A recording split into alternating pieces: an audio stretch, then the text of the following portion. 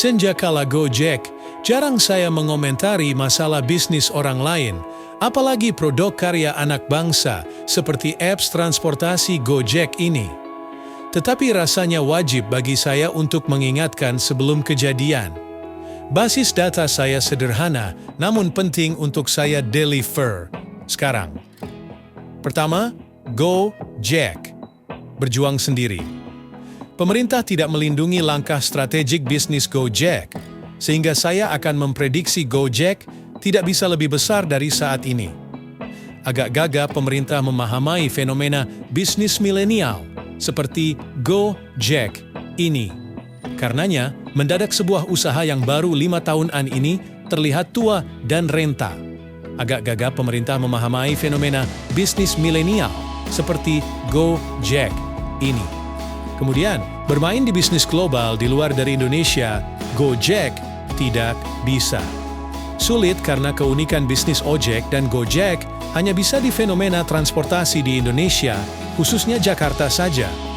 Kompetitor Uber dan Grab, saya yakin akan jadi pemenang dalam e-transportasi dunia. Alasannya, lihat siapa pemilik keduanya sekarang. Lihat apa yang dilakukan pemilik baru ini. E-transportasi adalah bisnis bernilai $1 triliun atau 1.000 billion, atau senilai kapitalisasi Apple Inc., atau 3 kali nilai BUMN Indonesia jika digabungkan. Ini hanya catatan loh, bahwa BUMN Indonesia, kalau semua aset dan bisnisnya digabungkan, nilainya hanya 1,3 Apple Inc. Kembali ke apps transportasi, menurut saya Uber dan Grab akan sampai ke sana. $1 trillion value dalam waktu 3 tahun ke depan. Untuk itu mereka harus makan pasar Gojek. Ojek Gojek akan musnah dalam waktu 3 tahun dan hanya GoFood yang bertahan. Sungguh Gojek akan di corner di beberapa kota saja, bahkan hanya Jakarta dan Surabaya yang bisa. Kota lain nggak akan bisa dimainkan Gojek dengan baik. Tentunya diganggu kompetitornya pasti. Dan inilah kejamnya dunia bisnis itu. Menurut saya, hanya di 2 kota, itu GoFood yang bertahan selama 3 tahun ke depan. Dan kompetitor akan mulai terus mengegrogoti GoFood. Tujuannya satu, world's domination. Dengan tulisan ini, saya hanya mengingatkan sahabat di Gojek, bahwa Gojek sebentar lagi keuangannya akan berat. Akan dibuat sangat terbatas ruang geraknya, baik di manajemen maupun di pasar, oleh kompetitor dunia Gojek tentunya. Jadi kita bagaimana harus menyikapi? Baiklah, sebenarnya ini hanya tulisan sekilas untuk memancing gelitik pebisnis untuk berkomentar. Ini hanya tulisan agar pemain startup memahami rule of engagement dari dunia bisnis yang kejam.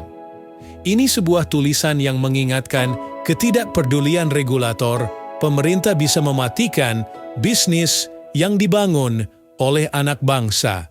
Dan ini tulisan sore sambil ngangetin badan yang kedinginan karena kehujanan. QO Fadis Perindustrian.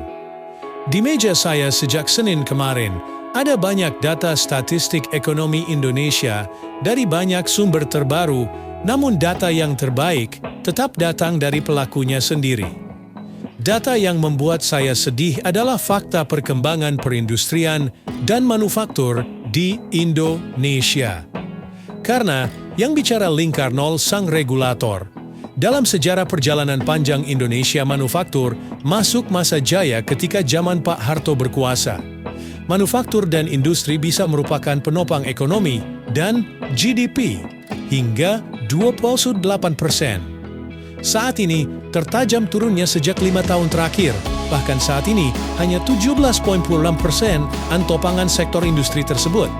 Yang miris adalah kalau jebol ke bawah 15% levelnya, maka negara Indonesia bukan menjadi negara industri lagi, tetapi masuk kategori negara agraris kembali. Data yang membuat saya sedih adalah fakta perkembangan perindustrian dan manufaktur di Indonesia. Persis Venezuela saat ini.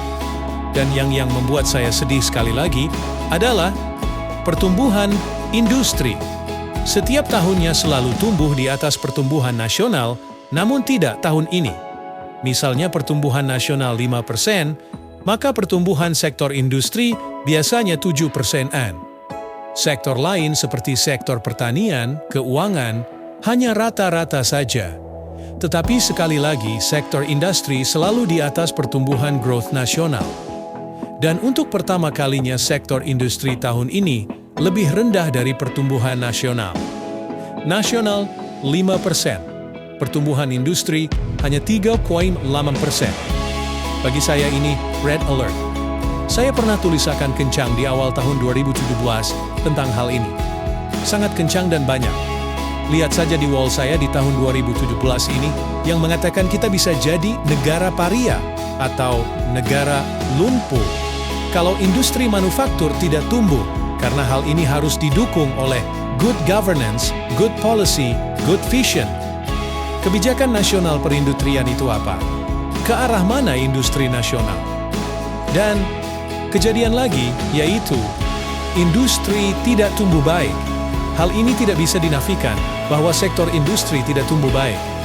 Data ekonomi terakhir di mana mengatakan sektor perindustrian hingga saat ini hanya tumbuh 3,8%. Apa yang salah sih? Mengapa bisa terjadi? 2 menteri dalam 3 tahun sudah mencoba kerja mengangkat sektor ini. Namun tidak terbang juga. Siapa yang salah? Kebijakan nasional perindustrian itu apa? Ke arah mana industri nasional? Dukungan antar departemen dan pemimpin pusat terhadap perindustrian kemana? Kembali ke sektor swasta. Pabrik kabel saya sampai sekarang tidak bisa jalan karena perizinan, suplai DMO dan dukungan keuangan sama sekali tidak ada. Dan panjang sehingga sudah 2 tahun, semuanya belum bisa terrealisir. Itu contoh stucknya birokrasi dan masalah perindustrian. Mending bikin di Timor Leste, lebih cepat jadinya seperti sudah dilakukan beberapa teman. Atau bagaimana kalau kita lihat memakai data lain lagi? Data dari dunia e-commerce. Apa itu artinya? Artinya dunia e-commerce Indonesia hanya menjadi perpanjangan produk import atau menguntungkan negara lain. E-commerce Indonesia terbanyak adalah mempromosikan produk import. Jia, mana NKRI-mu? Nah, sebagai anak bangsa, apa yang harus kita lakukan? Mau diam saja seperti ini? Atau mulai memproduksi? Jangan salahin pemerintah dan regulator ya. Memang mereka nggak ngerti industri dan manufaktur. Sekarang otak mereka pasti pada judeg, semua berusaha urai selesaikan masalah. Sudah jangan dikritik terus. Stres mereka nanti. Mutung nanti mereka. Dan nggak mau nyalonkan lagi. 2 periode kan. Kasihan penggemarnya yang banyak ini. Sudahlah, kita berkarya saja sekarang. Yuk, mau buat apa? Baik, kita lanjut chapter berikutnya ya. Jangan lupa like, komen, dan share.